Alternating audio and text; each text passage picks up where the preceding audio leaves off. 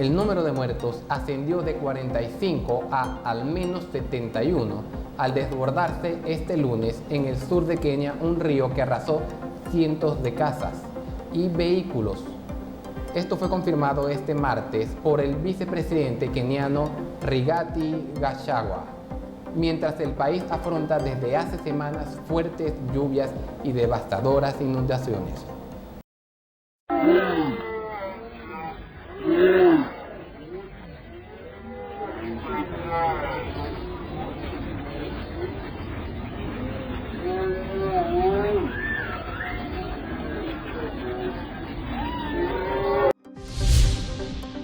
El presidente de Colombia, Gustavo Petro, anunció que romperá relaciones diplomáticas con Israel. Colombia romperá el jueves sus relaciones diplomáticas con Israel. Así lo anunció el presidente Gustavo Petro el miércoles durante una concentración en la céntrica Plaza de Bolívar en Bogotá, donde se reunió con sus simpatizantes por el Día del Trabajo. Aquí delante de ustedes, el gobierno del cambio, el presidente de la República informa que mañana se romperán las relaciones diplomáticas con el Estado de Israel por tener un gobierno, por tener un presidente genocida. Se trata de la decisión más radical del país sudamericano tras las múltiples críticas de Petro a la respuesta del ejército de Israel en la Franja de Gaza, a los ataques del grupo islamista palestino Hamás en octubre de 2023 en territorio israelí. No pueden llegar las épocas del genocidio, del exterminio de un pueblo entero ante nuestros ojos, ante nuestra pasividad. Si muere Palestina, muere la humanidad y no la vamos a dejar morir. El conflicto estalló el 7 de octubre cuando comandos de Hamás mataron a 1.170 personas, en su mayoría civiles, y secuestraron a unas 250 en el sur de Israel, según un recuento de la AFP basado en estadísticas israelíes. Israel estima que 129 personas permanecen cautivas en Gaza, de las cuales 34 habrían muerto. La respuesta militar de Israel ha causado más de 34.000 muertos, en su mayoría civiles, según el Ministerio de Salud de este territorio gobernado por Hamás. En otras ocasiones, Petro comparó la muerte de miles de palestinos con el holocausto judío perpetrado por los nazis, unos comentarios que provocaron quejas del embajador de Israel en Bogotá, Gali Dagan. Colombia es uno de los principales aliados de Sudáfrica en la demanda que interpuso contra Israel ante la Corte Internacional de Justicia por actos de genocidio en Gaza. La candidata oficialista Claudia Sheinbaum, favorita para convertirse en la primera presidenta de la historia de México, dijo que la segunda economía de América Latina tiene un modelo que está funcionando. La candidata oficialista Claudia Sheinbaum, favorita para convertirse en la primera presidenta de la historia de México, defendió el modelo económico del país. Durante una entrevista con la AFP, destacó la estabilidad política y apertura comercial que la segunda economía de América Latina ofrece a los inversores, y agregó que espera una creciente inversión extranjera por la llamada relocalización de cadenas de suministro desde Asia. Y por otro lado, pues la cercanía con Estados Unidos y el tratado que permite también que frente al conflicto China-Estados Unidos haya inversión en México, y nosotros lo que queremos es que esta inversión traiga desarrollo integral para nuestro país. La candidata izquierdista de 61 años lidera las encuestas de cara a las elecciones del 2 de junio, con una ventaja de más de 20 puntos porcentuales sobre su más cercana retadora, la aspirante de centro-derecha Xóchitl Gálvez. Afirma que la posibilidad de que pueda ser la primera mujer presidenta del país manda un claro mensaje. Pues quiere decir que el machismo está quedando atrás y quiere decir que estamos construyendo un país igualitario. Pues es difícil dar un ejemplo a otras mujeres, más bien ustedes saben que mi historia es de una académica y al mismo tiempo siempre luché por los derechos sociales y por un país más justo, y lo que queremos pues es que las mexicanas y mexicanos tengan una vida en paz, tranquila y feliz.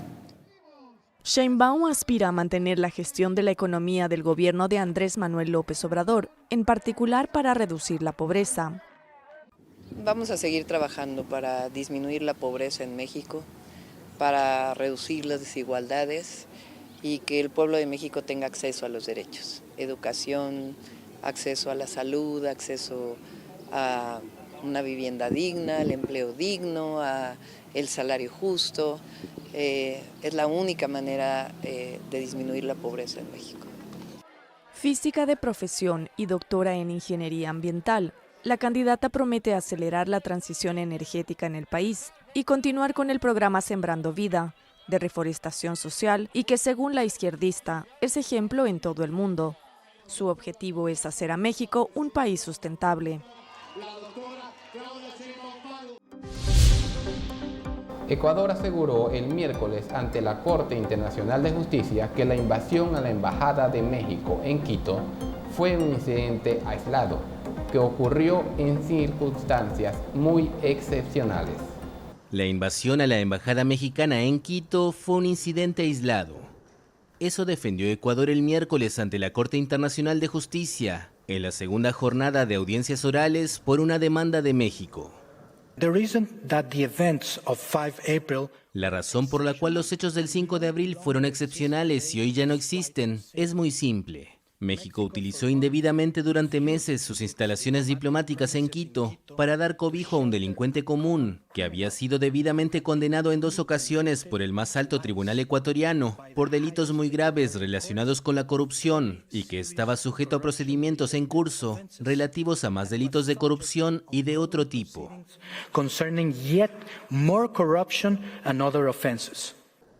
En la noche del 5 de abril, después de varios días de tensión, hombres armados de las Fuerzas Ecuatorianas de Seguridad invadieron la Embajada de México en la capital, en un escándalo sin precedentes en la región. Los hombres armados se llevaron por la fuerza al exvicepresidente Jorge Glass, procesado por la justicia de Ecuador y a quien las autoridades mexicanas habían concedido estatus de asilado. Cuando hicieron esto, había un solo objetivo: llevar al señor Jorge Glass ante la justicia, ni más ni menos. El señor Glass ya no está presente en la Embajada de México y Ecuador no tiene ningún motivo, ninguna razón para volver a entrar al recinto. Jorge Glass continúa bajo arresto, aunque México reivindica que aún goza del estatus de asilado. El primer ministro Benjamin Netanyahu afirmó el martes que Israel lanzará tarde o temprano una ofensiva terrestre contra la Franja de Gaza, haya o no haya tregua con Hamás. Israel está decidido a lanzar una ofensiva terrestre en la ciudad de Rafah, al sur de la Franja de Gaza, aun si se alcanza una tregua con Hamás. El primer ministro de Israel, Benjamin Netanyahu, considera indispensable invadir Rafah para acabar con el grupo islamista palestino. Entraremos en Rafah porque no tenemos alternativa. Destruiremos los batallones de Hamás ahí. Completaremos todos los objetivos de la guerra, incluyendo la liberación de los rehenes. Varios países, incluido Estados Unidos, el principal aliado de Israel, rechazan una eventual ofensiva en Rafah por el riesgo de un baño de sangre en esta ciudad, que se ha convertido en refugio de 1,5 millones de personas desplazadas por la guerra. El secretario general de la ONU, Antonio Guterres, reiteró su llamado a abstenerse de una incursión en Rafah y pidió una investigación independiente sobre fosas comunes halladas en Gaza. Tendría un impacto devastador en los palestinos en Gaza, con repercusiones serias en Cisjordania ocupada y toda la región en general. Todos los miembros del Consejo de Seguridad y muchos otros gobiernos han expresado claramente su oposición a tal operación. Hago un llamado a aquellos que tienen influencia sobre Israel para que hagan todo en su poder para prevenirlo. En el plano diplomático, el secretario de Estado de Estados Unidos, Antony Blinken, de visita en la región, pidió aumentar la ayuda humanitaria para la Franja de Gaza e hizo un llamado a Hamás para aceptar una propuesta israelí de tregua de 40 días, con un canje de rehenes por presos palestinos en Israel. Esta propuesta tiene lugar tras meses de bloqueo en las negociaciones.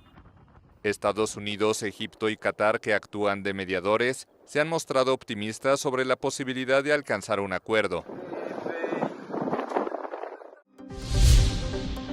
Esto ha sido todo por el día de hoy. Síganos en todas nuestras redes sociales. Nos vemos en una próxima edición de Noticias Digital Visión.